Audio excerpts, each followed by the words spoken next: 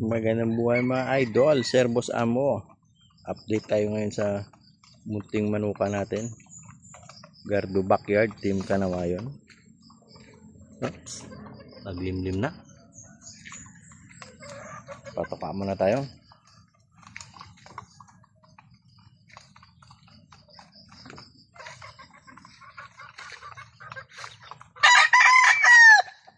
Ganda pagmasdan pag healthy sila.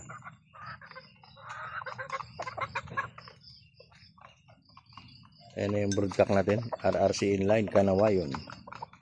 Ayan na yung mga anak niya, mga two-way cross yan, Gilmore Hats.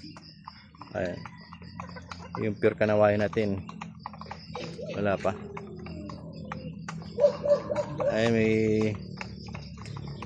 brood hen tayo na SBR, kaya hindi sa akin yan eh. Binigay lang, hindi ko alam yung bloodline yan mga bossing.